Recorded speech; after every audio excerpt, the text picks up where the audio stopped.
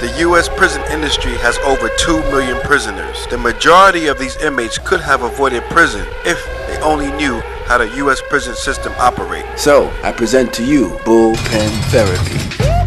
That's the sound of the police. That's the sound of the beast.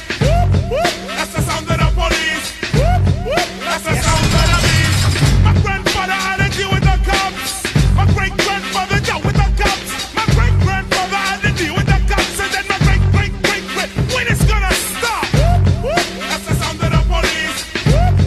That's the sound of the beast. Bullpen Therapy.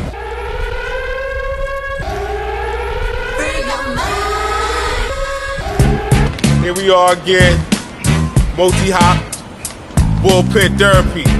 Right now, we're in front of 25th Precinct out in Harlem.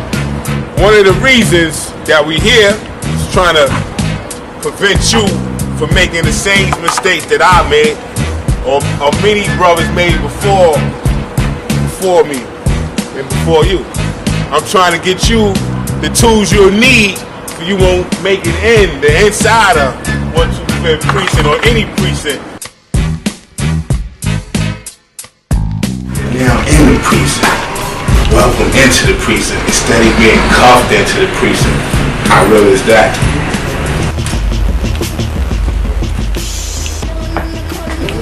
Chip up here. They robbed him. They put him next to his name. Trying to make a living. Can't.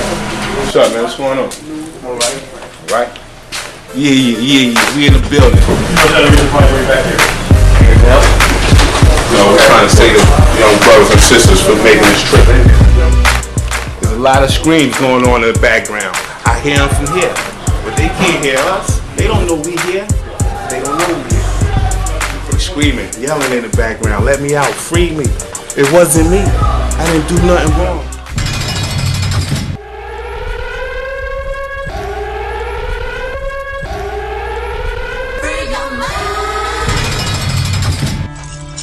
In one of the most shameful and little-known chapters of American history, generations of black Southerners were forced to labor against their will. I have a brother about 14 years old. A man hired him from me and I heard of him no more. He went and sold him to McGree and they's been working him in prison for 12 months. I asked him to let me have him, but he won't let him go. For a period of nearly 80 years, between the Civil War and World War II, black Southerners were no longer slaves, but they were not yet free.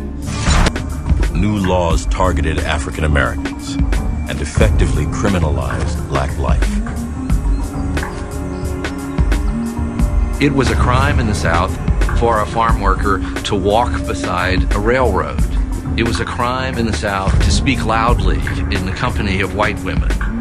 It was a crime to sell the products of your farm after dark. Anything from spitting or drinking or being found to be drunk in public or loitering in public spaces could result in confinement. So there was an over-exaggeration of African American criminality during this time period.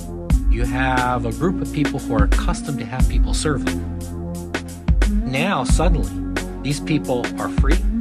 They own guns. You'd be as wary as hell. Because what you're worried is that people are going to take revenge. You also are worried that people aren't going to do any work anymore. Most of the South's 8 million whites had not owned slaves. Poverty was widespread, and about a third of whites were illiterate. Those individuals see blacks moving around, trying to get land, trying to improve themselves as competitors. They see a zero-sum game in which they're going to lose.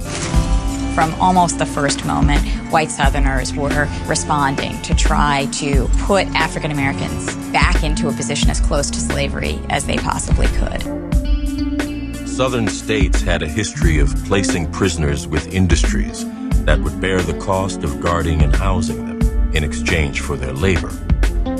Now states also began to charge fees renting prisoners to companies by the month. The highest rates were for the strongest workers and longest sentences. In many labor camps, as many as a third of male convicts were boys younger than 16.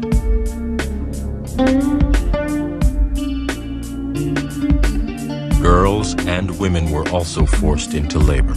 And this system is one that I think in many ways needs to be understood as brutal in a social sense, but fiendishly rational in an economic sense.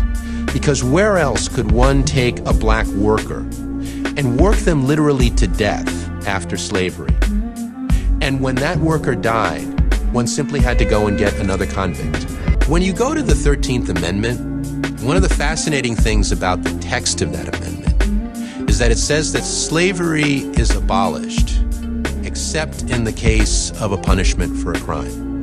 And within that wiggle room, what you see in it is that there's still the possibility of extending slavery, as it were, by another name. Convict leasing becomes a new form of economic development in the South and a ubiquitous form of punishment for Southerners as the criminal justice system expanded. I didn't know that people could be just picked up and put in jail. They could be lost in the system. Nobody knew where to find them. They could be buried in some grave somewhere and families still looking for them. Don't know where they are. I didn't know that the sheriff department could sell free black people to corporations, steel plants, and coal mines. It wasn't in the history books. Bullpen therapy.